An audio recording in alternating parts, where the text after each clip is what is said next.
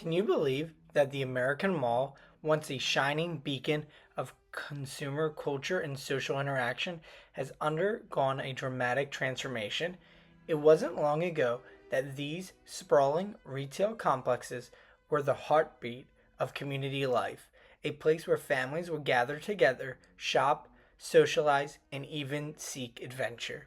As we journey through the history of malls in the US, it's hard not to feel a twinge of nostalgia of vibrant days of retail past.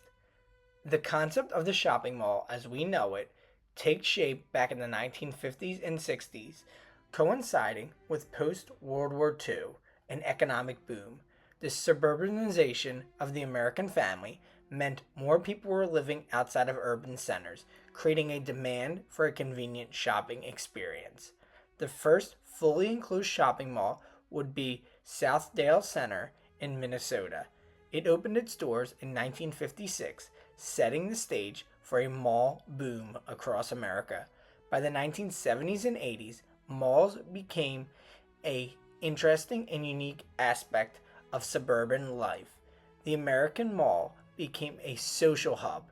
It often was equipped with arcades, food courts, entertainment options, and shopping, allowing families to spend an entire day in one place. By the end of the 1980s and into the 1990s, malls reached their zenith.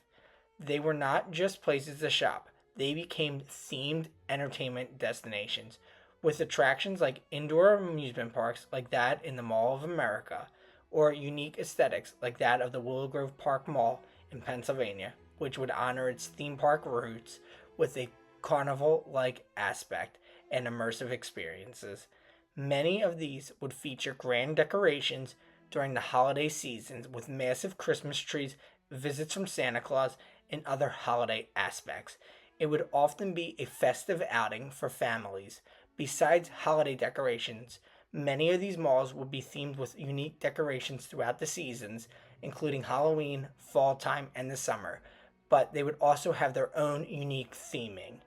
Moreover, there would also be specialty stores within these malls, like the Disney Store and Warner Brothers stores, that captivated shoppers.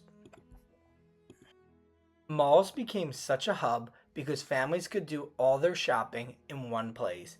Essentially, families could go into Sears, KB Toys, or other retailers, getting everything they needed.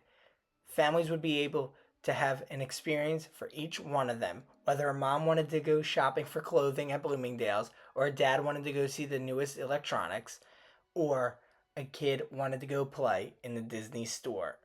A significant part of the mall experience was the dining aspect as well. Food courts emerged as a vibrant culinary hub featuring a diverse array of food options. It would also introduce the on the go food options for families, like that of Annie Ann's pretzels or Mrs. Fields cookies, where families could just grab a snack as they walked around the mall, browsing all the stores and enjoying a nice little snack or a meal. It wasn't about shopping, it was about creating memories over unique experiences.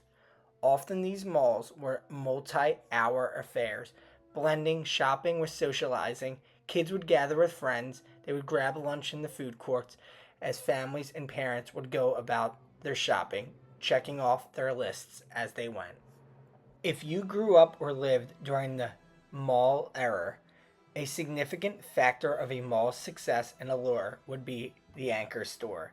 The anchor store would typically be a department store like Sears, J.C. Penney's, or Macy's that would draw in the majority of foot traffic, providing a steady stream of shoppers for not just that store but also the surrounding small retailers. These stores often had their unique appeal. They would either have elaborate displays or partnerships with unique brands that allowed families to come in and look for a specific item or have a rich shopping experience. These anchor stores, however, began to falter, especially because of the rise of e commerce. They would change the consumer preferences and malls would start to decay without the strength of an anchor store. By the mid 2000s, the landscape of the American mall began to shift dramatically because of the death of the majority of these key anchor stores. Fast forward to the present today. Many once bustling malls are now ghost towns, haunted by the echoes of shoppers and memories of better days.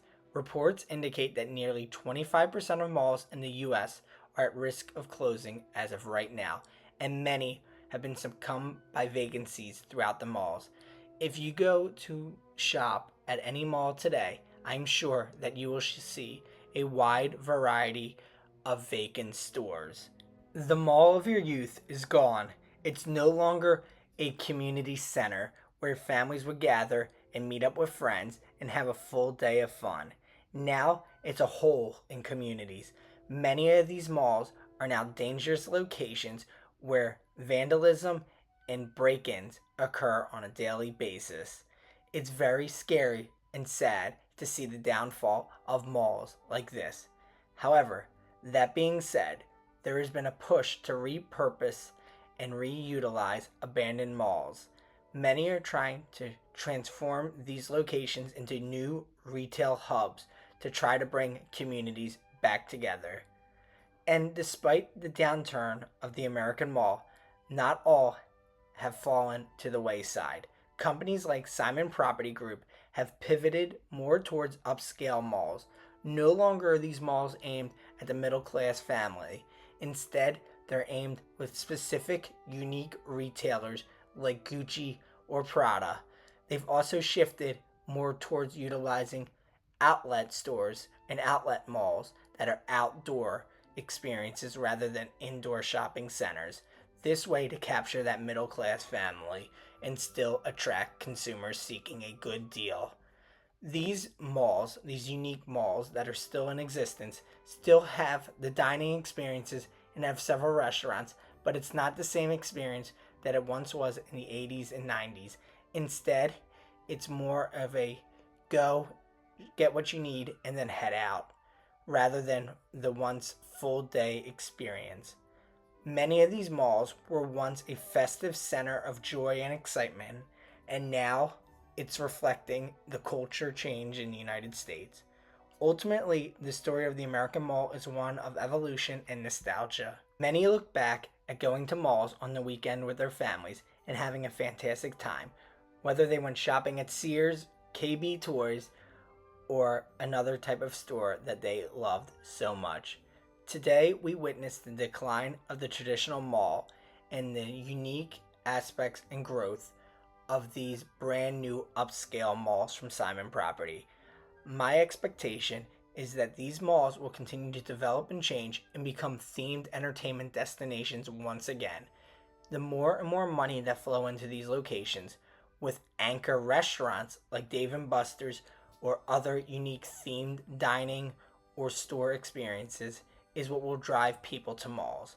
My expectation, and others have said, that Simon Property, if investing properly, can increase and bring back the mall. Though it's different from what you remember, the mall still exists to this day. Let us know in the comments below if you go shopping at malls still, or if you prefer to go elsewhere. We'd like to hear from all of you. Thank you so much for watching Believable Truths.